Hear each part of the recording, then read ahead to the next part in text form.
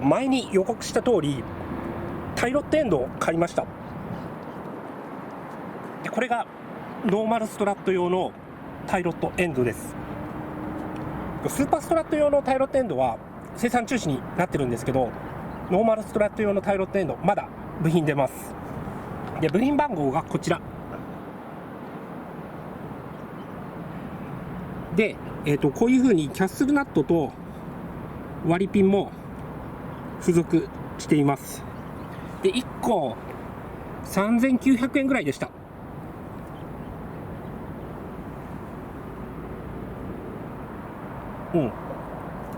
でなんでねちょっと部品変えようかと思ったかというと、車検の時にねタイロットエンドのからのグリスのにじみをちょっと指摘されたんですね。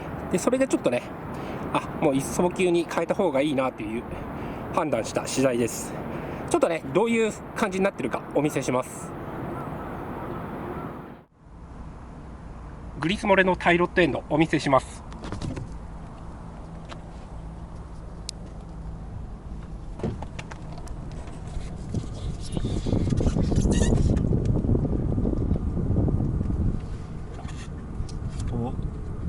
こんな感じで黄色っぽいグリスがちょっとね下の方に漏れ出ています。これが車検の時に指摘されました。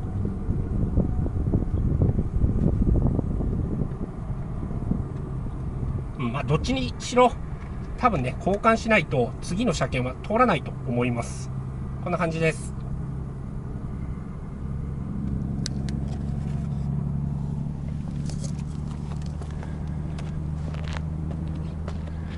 はい、ではね今から整備工場の方に行ってきます。で予約時間が5時なんで多分ね結果報告できるのは明日になると思います。でハンドルのフィーリングがどう変わったかとかどれくらい費用がかかったか等もお伝えする予定です。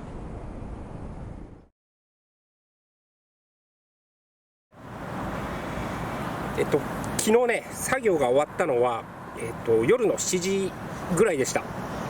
でね、これが取り外したタイロットエンドです。左側こっちですね、グリスの、漏れが結構ひどい状態です。ただガタについてはほとんどガタはないですね。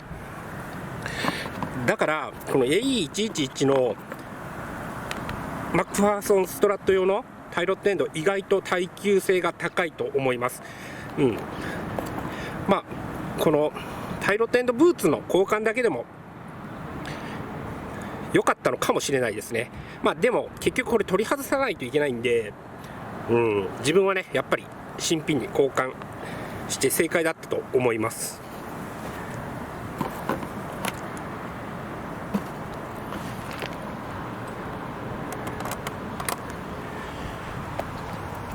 でこちらこれがね新しいタイロットエンドです。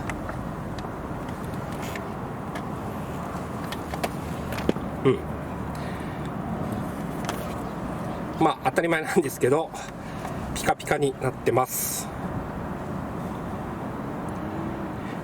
で運転席側の方のは、写真だけちょっとここで出させていただきます。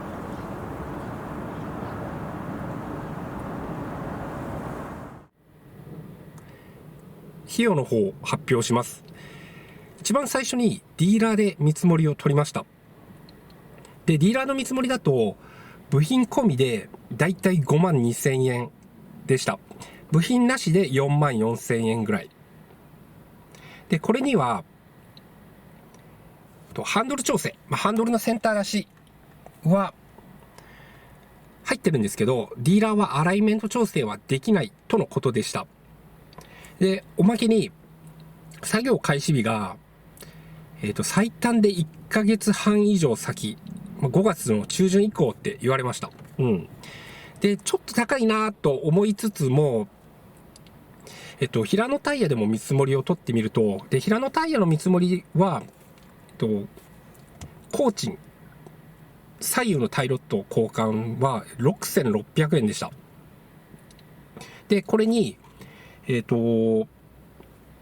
アライメント調整、1450円かかるんですけど、で、それ合わせてもだいたい17000円ぐらいなんで、で、おまけに、最短で作業できる日が5日後できますっていうことだったんで、もう平野タイヤに決めました。はい。で、今回の費用は、これですね。17050円。で、作業内容が持ち込みタイロットエンドと、アライメント調整です。はい。で、今回、アライメントのデータ、もうこれね、ちょっと、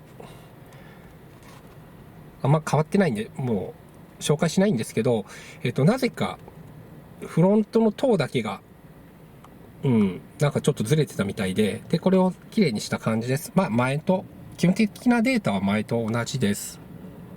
はい、こんな感じです。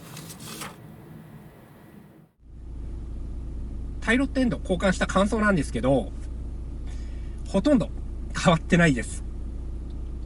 だから、純正のタイロットエンド、結構長寿命なんではないかなと思います。ハンドルのセンターもしっかり出てますし、まっすぐ、ほんとまっすぐ走ってくれます。よっぽど舗装が悪い道とかだと、ハンドルが左に取られることがあるんですけど、基本的には全く問題ない感じです。作業やってよかったなと思います。ということで、今回はこれで終わります。ご視聴ありがとうございました。